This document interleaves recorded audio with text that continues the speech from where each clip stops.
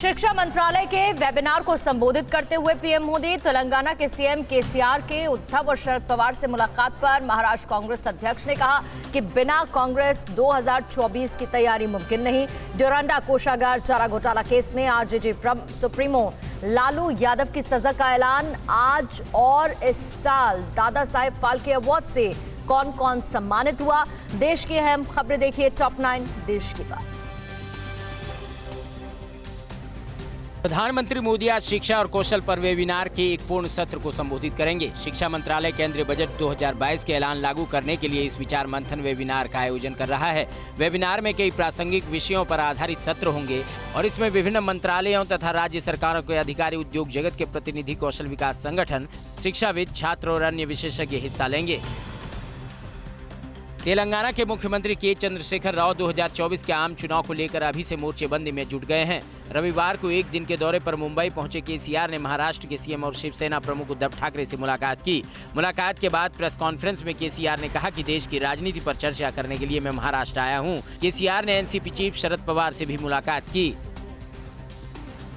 बहुचर्चित चारा घोटाले के डोरंडा कोषागार मामले में आज सीबीआई कोर्ट आरजेडी मुखिया लालू प्रसाद यादव को सजा सुनाएगी।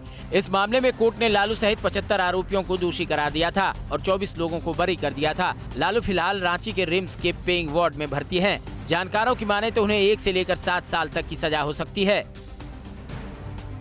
चारा घोटाले के 5वें केस में आरजेडी सुप्रीमो लालू प्रसाद यादव को दोषी ठहराए जाने के बाद उनके बड़े बेटे तेज प्रताप यादव उनकी रिहाई के लिए आज न्याय यात्रा निकालने जा रहे हैं। उनके मुताबिक लालू यादव पर अत्याचार हो रहा है, वो बीमार हैं। तेज प्रताप यादव ने इस न्याय यात्रा से ज्यादा लोगों के जुड़ने की अपील की है।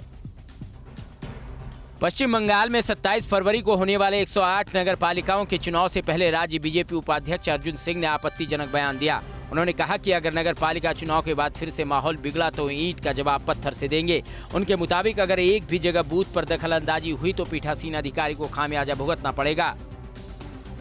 कर्नाटक हाईकोर्ट में राज्य में चल रहे हिजाब विवाद पर आज फिर सुनवाई होगी। राज्य की छात्राएं हिजाब विवाद पर आने वाले फैसले का इंतजार कर रही हैं। अब ये विवाद उत्तर प्रदेश, दिल्ली और मुंबई भी पहुंच चुका है। छात्राओं को शैक्षणिक संस्थानों में धार्मिक पोशाक पहनने की इजाजत नहीं है।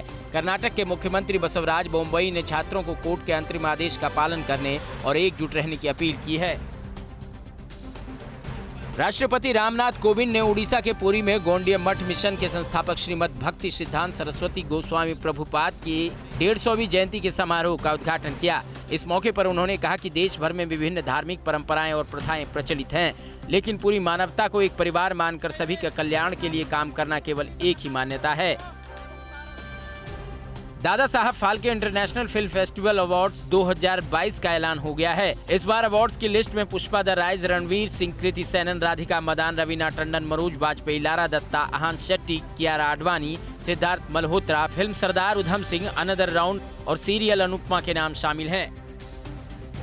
कोलकाता में खेले गए तीसरे और आखिरी T20 मैच में भारत ने वेस्टइंडीज को 17 रन से हराकर सीरीज 3-0 से अपने नाम कर लिया। भारत ने वेस्टइंडीज को 185 रनों का लक्ष्य दिया था। सीरीज में क्लीन स्वीप करने के साथ ही भारतीय टीम T20 आईसीसी रैंकिंग में पहले स्थान पर पहुंच गई है।